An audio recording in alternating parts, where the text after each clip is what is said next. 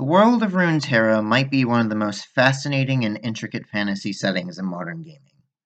While League of Legends is commonly associated with its wildly popular competitive scene, Riot Games have been taking great strides in recent years to flesh out their world and the characters that reside within, even going so far as to reboot the entire story in 2015.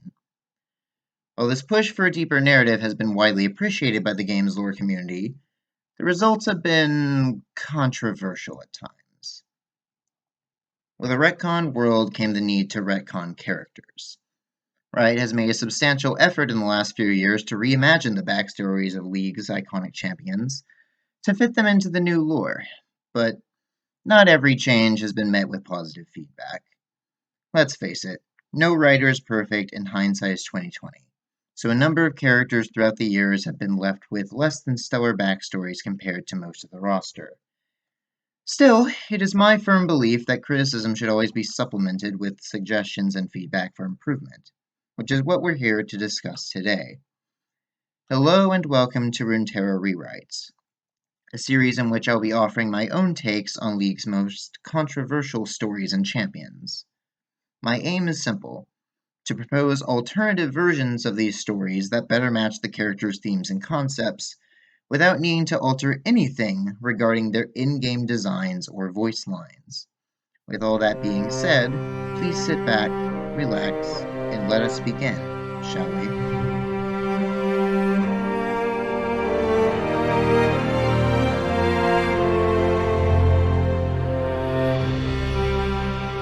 The Rune Wars were a brutal age, in which mortal races fought over the primal relics that gave shape to the world they inhabit. The conflict stretched from the frigid tundra of the Freljord to the burning sands of Shurima, ravaging landscapes and tearing apart once great civilizations. Though most remember it as a time of death and destruction, the Rune Wars also gave way to new forms of life. Zyra is walking proof of that. Born in the southern reaches of Ishtal, far from the capital of Ishalkan, Zyra showed a strong connection to elemental magics from an early age. This was no rare occurrence, as the people of Ishtal were more naturally attuned to the elements than any other. Yet Zyra's gift proved far more unique than anticipated. While many Ishtali mages could control vegetation, few truly understood the wills of the plants. Zyra's true connection to the jungle began to manifest itself at an early age, when she witnessed a flower being trampled upon by accident, and let out a cry of pain that caused the surrounding flora to lash out in retaliation. Once the elders managed to calm Zyra, she was brought to the Gardens of Gavid, a place where the magics of the jungle gave rise to giant blooms and towering trees. There, it was believed that she could better hone her gift, and indeed, Zyra took a liking to the gardens. She spent many days and nights communing with the vegetation there, learning to shape it according to her own will.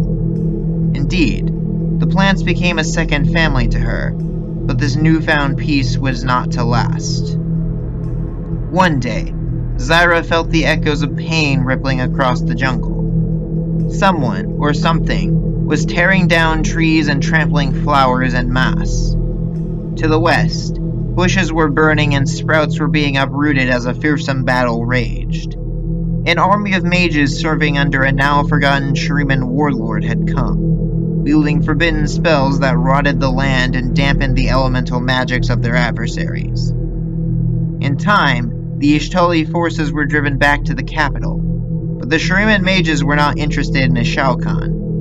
No, their forces had turned southeast, towards the Gardens of Gavid. Most of Zyra's village fled as the enemy army approached, but despite the pleas of her parents and elders, Zyra refused to abandon the gardens. She wove a great wall of thorns and roots to deter all that would disturb her new paradise. But when the Shuriman mages arrived days later, this feeble resistance proved fruitless. Zyra stepped forward to confront the leader of these invaders, pleading that they spare the jungle, but her pleas fell upon deaf ears. With a single spell, Zyra was cast aside, and the mages began to dig. The gardens lashed out in defiance as great carnivorous plants sprouted from the earth. Several of the invaders were snapped up and consumed before they had the chance to resist, but those who remained were quick to adapt. As the mages and the jungle clashed, Zyra stirred, her eyes taking note of a peculiar glow coming from the defiled earth. As she crawled toward the great pit formed by the mages, Zyra beheld the object of their desire and the heart of the Gardens of Gavid, a world rune, pulsing with the primal magic of life. Now understanding what she must do, Zyra clambered into the pit, snatching up the world rune from its ancient resting place.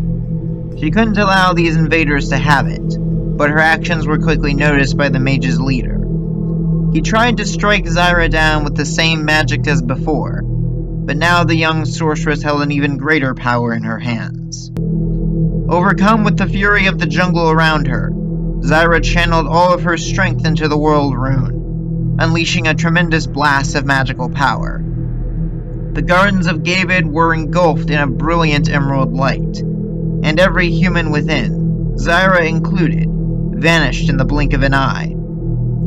Only the world rune remained, resting at the heart of the crater where the young sorceress once stood. Eventually, it would be found and hidden away by a lone survivor of the Rune Wars, desperate to ensure that no such tragedy ever happens again.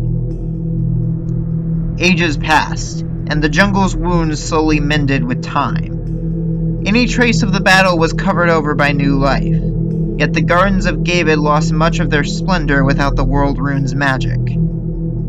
Even so, some of its primal power still lingered, festering deep beneath the earth. Eventually, that power made its way to the surface as a peculiar creature clawed its way out of the dirt, a strange hybrid of human flesh and vegetation. The creature beheld its surroundings with uncertainty as hazy memories flooded its mind. It recalled a conflict, pain, and anger.